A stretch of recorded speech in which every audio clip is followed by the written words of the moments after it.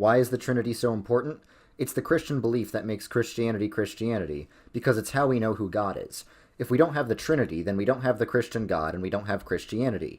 So how do we know what the Trinity is? Well, from nature we can know what God is, that there's one God who made everything, but only from the Bible can we know who God is. Christianity is the religion where we worship Christ. We worship him because he's God. But he's also the Son of the Father, who is also God. And they both send their Spirit, who is also God. This is called the Trinity, which is short for triunity, to explain how God is three in one. God has one nature. A nature is the thing that makes a thing what it is. So to say the Father, Son, and Spirit are all God is to say they all have everything that makes God God. They're all powerful, all-knowing, eternal, and they share the same will, mind, and nature.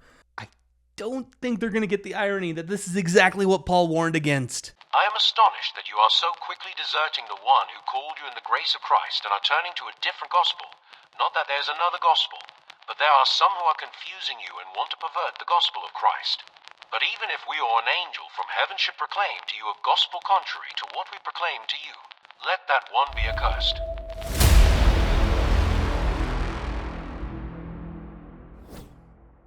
Our first and foremost article of faith in the Church of Jesus Christ of Latter-day Saints is, we believe in God, the Eternal Father, and in his Son, Jesus Christ, and in the Holy Ghost.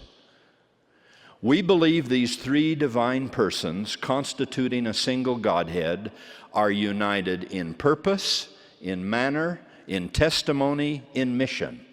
We believe them to be filled with the same godly sense of mercy and love, justice and grace, patience, forgiveness, and redemption. I think it's accurate to say we believe they are one in every significant and eternal aspect imaginable, except believing them to be three persons combined in one substance, a Trinitarian notion never set forth in the Scriptures, because it is not true. If we're being intellectually and, well, let's face it, theologically honest with ourselves, the mental gymnastics to make the Trinitarian doctrine found in the creeds make any kind of sense at all would place it in the running for gold if it was an Olympic sport. So how did we get here? How did Christianity go from a simple, straightforward declaration of what Christ prayed for repeatedly to this? One of the most common objections to the Trinity is that people think it's not logical, because how could one God be in three persons, and how could there be three members but only one God? Now, I'll admit that we as humans can't entirely wrap our minds around the concept of the Trinity. We can't totally explain it or perfectly describe it, but that doesn't make it illogical. For example, let's consider 4D geometry. Now, this may sound impossible because we only know length, width, and height, but theoretically, you could have an infinite amount of dimensions. You see, something can be confusing and unfathomable without being untrue. Now, it shouldn't be surprising that we don't know everything about God. Finite beings can't fully comprehend an infinite being, and just because the Trinity can be confusing doesn't mean that it's false or illogical. So in short, blue is black, black is white, white is red, and they're all yellow. Got it. In order to understand how the Trinity came to be, we first need to look at where it wasn't. Despite the claims of so many creedalists, the ancient Hebrews weren't strictly monotheistic at all. Sure, they worshiped the Most High, but they weren't one undivided essence. The henotheistic origins of the Hebrews is actually very plain to see. Take, for instance, Deuteronomy 6:4. Hear, O Israel, the Lord our God is one Lord. Now, in the King James, this should be a slam dunk, right? Until the Hebrew gets involved. In fact, the Jewish Study Bible actually warns against interpreting that verse as a slam dunk for strict monotheism and calls it anachronistic. Why? Because it wasn't a Hebrew teaching until after the Babylonian exile. In the context of ancient Israelite religion, it served as a public proclamation of exclusive loyalty to Yahweh, or Jehovah, as the sole Lord of Israel. In other words, with the Hebrew translation, this isn't saying how many gods there are, but talking about the nature of the relationship between the Most High God and Israel. It's even expanded when looking at the context of other verses like these. When the Most High apportioned the nations, when he divided humankind, He fixed the boundaries of the peoples according to the number of the gods. The Lord's own portion was his people, Jacob his allotted share. God has taken his place in the divine council. In the midst of the gods he holds judgment. Of course, I can hear the Creedalists clamor now. You Mormons have no defense against the plain readings of things like Isaiah 43:10. Really? Even after all the context that was provided of the henotheistic nature of Hebrew theology, they still go after the tried and true. But the context provided by the Hebrew Bible doesn't really help matters, especially when it comes to statements of incomparability. You are my witnesses, says the Lord, and my servant whom I have chosen, so that you may know and believe me and understand that I am he. Before me no God was formed, nor shall there be any after me. I mean, just a few chapters later, the king of Babylon says the same thing. Now therefore hear this, you lover of pleasures, who sit securely, who say in your heart, I am, and there is no one besides me. I shall not sit as a widow or know the loss of children. Both these things shall come upon you in a moment, in one day. The loss of children and widowhood shall come upon you in full measure, in spite of your many sorceries and the great power of your enchantments. You felt secure in your wickedness. You said, no one sees me. Your wisdom and your knowledge led you astray. And you said in your heart, I am, and there is no one besides me. Okay, but what about the New Testament? Surely we can't get away from statements like this. The Father and I are one. Not so fast. You see, when folks like to throw this verse out at Latter-day Saints, they tend to ignore the surrounding context, as they are prone to do. Jesus answered, I have told you, and you do not believe. The works that I do in my Father's name testify to me, but you do not believe, because you do not belong to my sheep. My sheep hear my voice. I know them, and they follow me. I give them eternal life, and they will never perish. No one will snatch them out of my hand.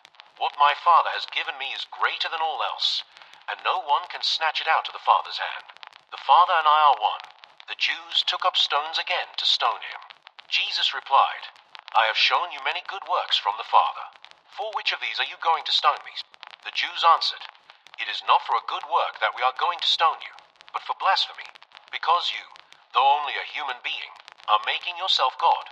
Jesus answered, Is it not written in your law? I said, You are gods.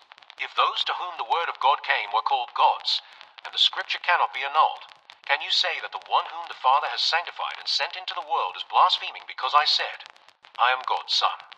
If I am not doing the works of my Father, then do not believe me. But if I do them, even though you do not believe me, believe the works, so that you may know and understand that the Father is in me and I am in the Father. And then there's what Jesus prayed during the Last Supper. I ask not only on behalf of these, but also on behalf of those who will believe in me through their word, that they may all be one.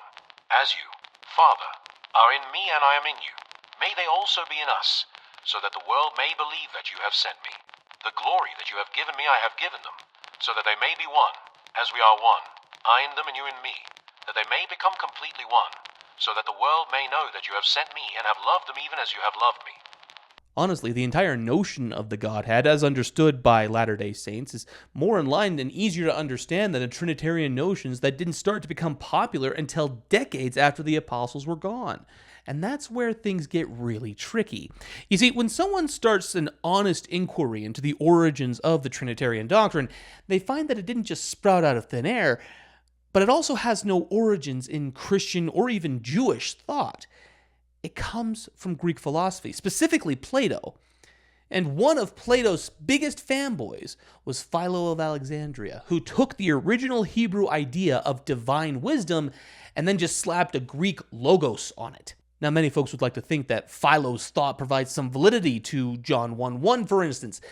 Unfortunately, even with Philo's interpretation, a plain reading of the Greek text itself shows the amount of holes that are ultimately in the Trinitarian theory. This is from the oldest translation, which is the P66. You're right. Sorry, man, I know it's your faith. John 1:1 in the ancient Greek affirms my faith because when it says, and I don't know how many times I need to keep doing these videos about John 1:1 before Trinitarians realize and accept the fact that it has been mistranslated for over 1,000 years. There's a word in this translation that always gets ignored by anybody who's translating, except for a period of time in the 1800s when Westerners actually learned Greek, and they went and they translated the text for themselves, and they didn't just rely on the Textus Receptus or one of these other texts that had its provenance from a Trinitarian translation back in the Middle Ages. And when Westerners could finally read Greek and translate it for themselves independently of the Catholic Church or the Orthodox Church or any of these other churches that had transmitted the manuscript during the time, this is what they found. They found that enarhin oloios ke oloios in proston theon ke theos in oloios translates as in the beginning was the Word, and the Word was with the God, and the Word was a God. Go look and see all the different translations of the New Testament in the 1800s. That is the vast majority of translations that are literal translations translate it that way. And it's not until the early 1900s that Trinitarians are like, oh crap, the plain language of the Bible destroys our theology. Like, yeah, the Trinity contradicts, what are we going to do? And that's when in 1933, a guy named Caldwell invented this thing called Caldwell's rule that tried to turn this theos, this noun that says God, that says a God right there, he tried to say, oh, no, that doesn't mean God. It means it's an adjective because the direct object is before the subject. We're going to invent this rule that says that it takes on an adjectival form instead of just being what it is, a predicate nominative that says the Word was a God. So now it means the Word was divine or something, even though theos means God, and theos with an I, there's an iota after the epsilon there. That is the adjective for divine. I mean, Greek is a language, you guys, that has something like 50,000 more words than English. I promise you that they have a word for divine that is an adjective, and you don't need to try to invent a rule like Caldwell's rule to make the text mean something that it doesn't. But back to my earlier point, there was a different post where this guy Indigo he writes a translation of this, and I pointed out to him in a separate comment that this word right here, tone, T-O, it looks like tov in English, tone in Greek, that's the definite article the, and so the middle part doesn't say and the Word was with God, it says and the Word was with the God, meaning that John the writer is identifying a very specific being, and by not saying ke o theos in oloios, because there's no definite article right here, it means that this theos is different from the theon of the middle section. That's two different beings that are being called God. This is a separate being that was born as a God in the bosom of the Father. That is what the Bible teaches. So yes, please go back to the oldest manuscripts. The oldest manuscripts are completely affirming of the theology of the restored Church of Jesus Christ. Oh, but this didn't stop it from getting codified at the beginning of the First Ecumenical Council without the authority of the apostles. In the year 325 AD, the Roman Emperor Constantine convened the Council of Nicaea to address, among other things, the growing issue of God's alleged Trinity in unity. What emerged from the heated contentions of churchmen, philosophers, and ecclesiastical dignitaries came to be known, after another 125 years and 3 more major councils, as the Nicene Creed, with later reformulations such as the Athanasian Creed. These various evolutions and iterations of creeds, and others to come over the centuries, declared the Father, Son, and Holy Ghost to be abstract, absolute, transcendent, immanent, consubstantial, co-eternal, and unknowable, without body, parts, or passions, and dwelling outside space and time. In such creeds, all 3 members are separate persons, but they are a single being, the oft-noted mystery of the Trinity. They are 3 distinct persons, yet not 3 gods, but one. All 3 persons are incomprehensible, yet it is one God who is incomprehensible. Think about the logical implications of this for a moment. If God is truly unknowable, That would ultimately mean that what Jesus prayed for would be in vain. And this is eternal life, that they may know you, the only true God, and Jesus Christ whom you have sent. This also has implications for the reality of the resurrection of Jesus Christ. Because if the Father and the Son are truly the same being, essence, or whatever kind of gold-winning mental gymnastics creedalists want to throw out, the resurrection throws a massive wrench into the nature and substance and essence argument altogether, especially when Jesus himself acknowledges the separate being, nature, and substance he is from the Father. Jesus saith unto her, Touch me not, for I am not yet ascended to my Father, but go to my brethren, and say unto them, I ascend unto my Father, and your Father, and to my God, and your God. And without the reality and implications of the resurrection of Jesus Christ, the gospel of Jesus Christ is changed beyond recognition. Moreover, brethren, I declare unto you the gospel which I preached unto you, which also ye have received, and wherein ye stand, by which also ye are saved, if ye keep in memory what I preached unto you, unless ye have believed in vain. For I delivered unto you first of all that which I also received, how that Christ died for our sins according to the Scriptures, and that he was buried, and that he rose again the third day according to the Scriptures. And remember what Paul said about another gospel being preached. But even if we or an angel from heaven should proclaim to you a gospel contrary to what we proclaim to you, let that one be accursed. And let's be honest, if someone needs to pull external philosophy in order to explain their version of Christianity, then they don't actually follow Christianity, but that external philosophy.